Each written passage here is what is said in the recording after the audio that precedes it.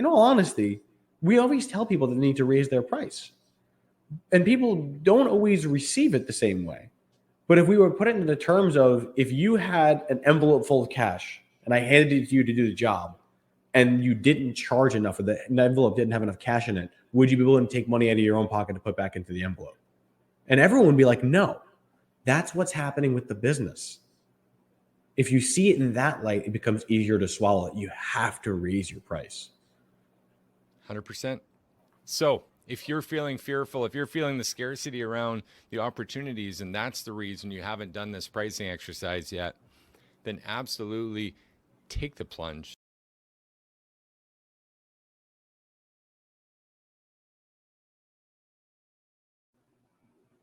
Hello, and welcome back to another episode of Electricpreneur Secrets, the Electricians podcast. Hi, I'm Clay Newmeyer, and this is Joseph Lucani, and we're the Electricpreneurs, just a couple of electricians with business addictions. And welcome to our freemium program and your daily coach call.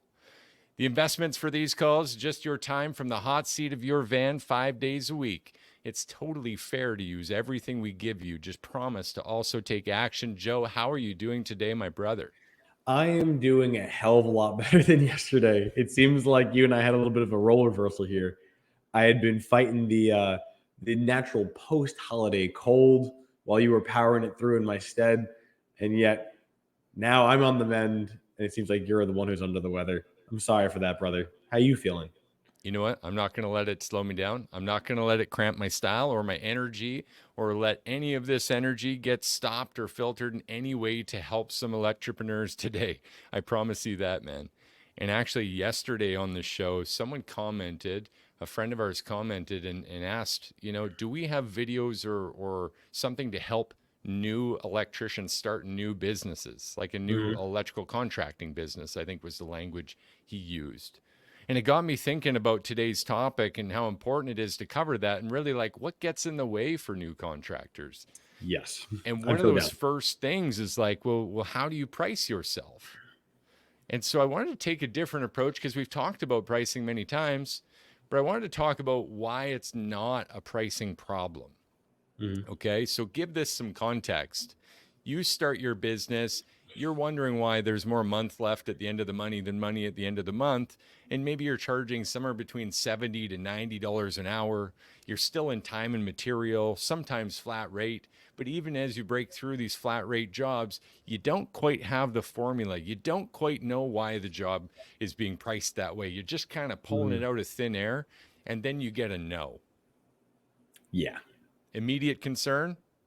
My first thought, and the thought of most people who were in that position, was, did I charge too much?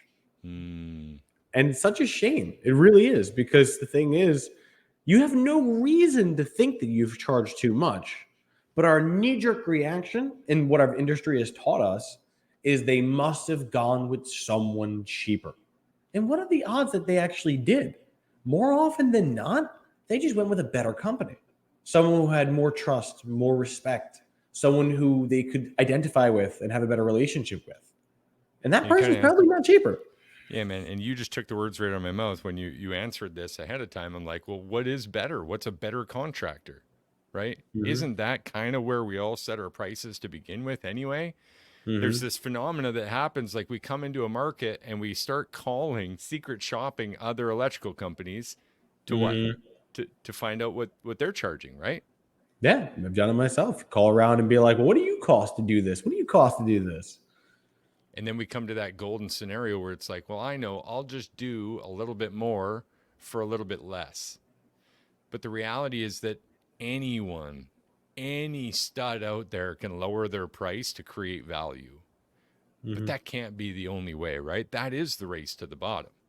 It really is. And there's no rope at the end of it. Like, it's literally, you can work it. A good visual expression is, imagine that race to the bottom is a literal hole, and there's a rope that lines down there, but the last 5 feet doesn't have a rope. Once you get down to the bottom, you're stuck. Yeah, man. And you know what? I'm seeing this answered actually in a couple of ways now already.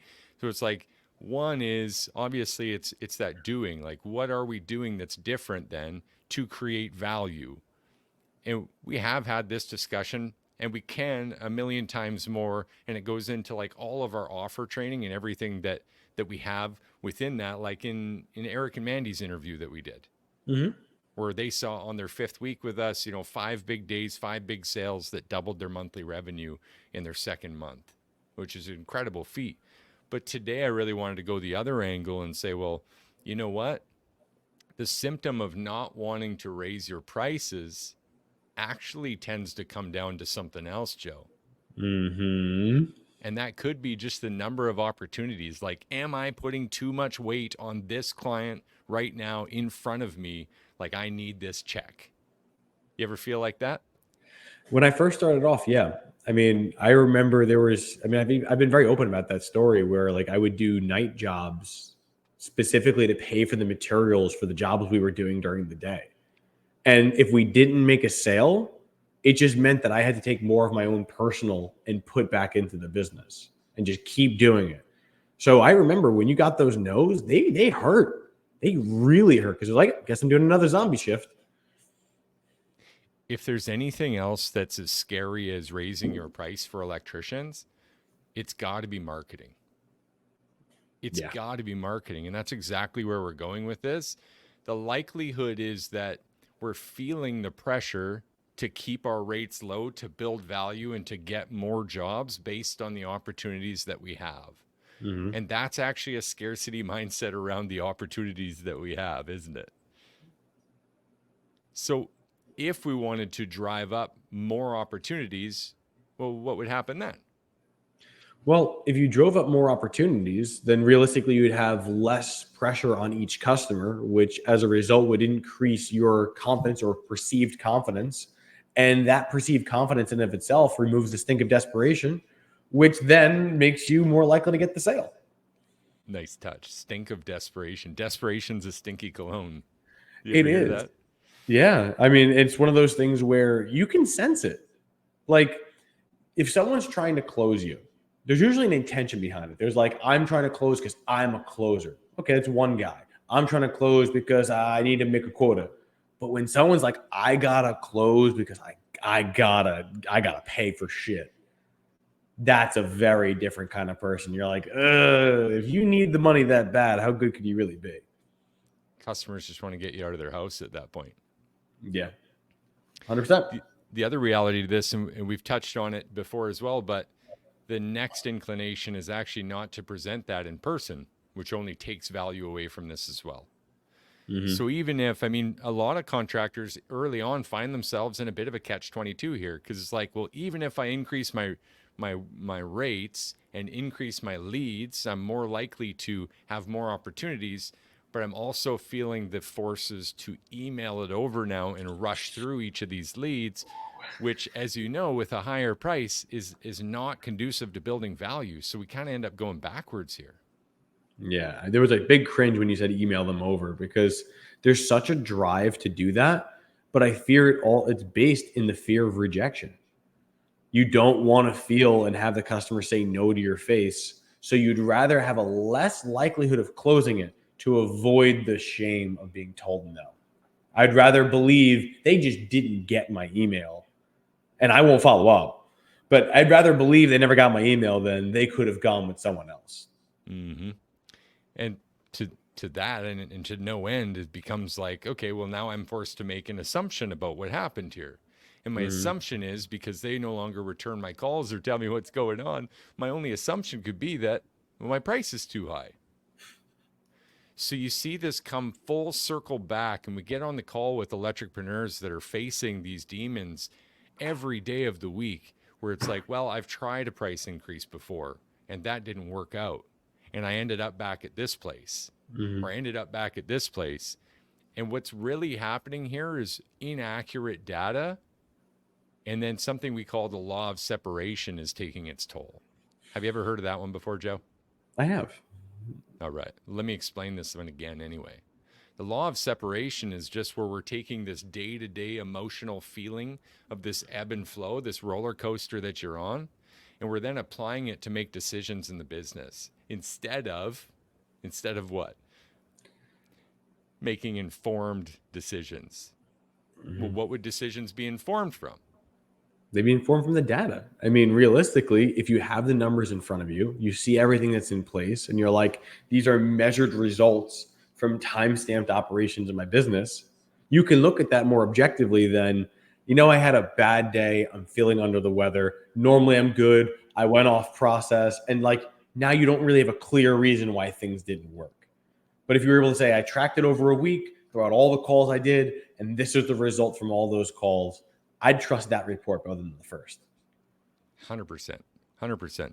It's like I really enjoy now, instead of arbitrarily saying on a call, if I get on a call with a contractor, an electrician, and I feel like a price increase is imminent and required, then I'll literally show them the map of our electricpreneurs across the country and how each and every one of them are somewhere between $300 and $600 an hour as a flat, standard, simple service rate to go and estimate their options and the work that they provide. That really helps because it's a data driven. You can see it. There's a visual. We know it works there too. So where we've heard it won't work down here, it won't work south, it won't work east, it won't work west of, it just keeps working everywhere. And it goes to show that the root of this really comes down to human psychology and opportunities, not a pricing objection. That price objection keeps happening to the people at $75 an hour too. I mean, can I make a statement to that? Enough? Yeah, man, jump in. I remember when I was doing side work as a kid, like this is like kind of trying to pay my way through college kind of thing. I was doing electrical work for $35 an hour cash, and a customer told me that I was too expensive once. $35 an hour to run outlets along a wall. That's what it was. And I look back at it now, and I actually went to that customer years later and was charging him $300 an hour, and he would pay it cash. So it shows that it's not the price, it's the person behind it. 100%. In this day and age, spending any amount sucks. Yeah. Let's be honest. It's hard out there. Inflation's risen. It's more expensive than ever. We just can't let that be our defeated mindset. We can't let that get in the way of your premium service. Because at the end of the day, the people that are calling you, requesting your services, reaching out for you, talking to their friends and getting referrals, they're not electricians. They can't take care of their own needs. And if you don't do it in a sustainable fashion, then you just become one of the statistics that falls down in business, like the other 75 to 80%, wherever the small business stat is today. It's a lot. So our only choice is really to set ourselves up for that sustainable success and take a run at it and do our best work. Build that value up. Make sure you have enough leads. And that really brings us full circle back to why it's not a pricing problem. You know what? Money's a problem. It's a problem. That's what we just talked about. It's a problem for a lot of people in a lot of places. You shouldn't bear that problem on your business. The pricing just needs to be done, and it should be done right. Like on a call yesterday with one of our prospects and potential new members here, honestly, you want to know when you're at the doorstep or when you're at the kitchen table building options that this is what it really needs to cost, what their price really needs to be. Because just setting it arbitrarily leaves a massive gap, leaves a gap in your heart and in your head. Setting prices arbitrarily won't get you there sustainably. Even if you got through it and through your integrity wall for a little bit, what are your staff going to say when they see the difference? Go ahead, Joe. Sorry for the monologue, brother. No, you're good, man. I love talking to you. So in addition to it, I feel like when you know your price, it helps you in a major way that a lot of people don't realize. And that's, let's say you didn't know where your price was, and the customer says, why is it so much? You have nothing to say. But all price objections are rooted in their disbelief. They don't believe in what you have. And the only way to overcome it is through your own belief. So it's a difference in conversation compared to, well, this is what I got to charge to have a sustainable business versus like, I know, hand of God, this is the lowest number that I can give you without me doing this job at a negative. Like, in all honesty, we always tell people that they need to raise their price. And people don't always receive it the same way.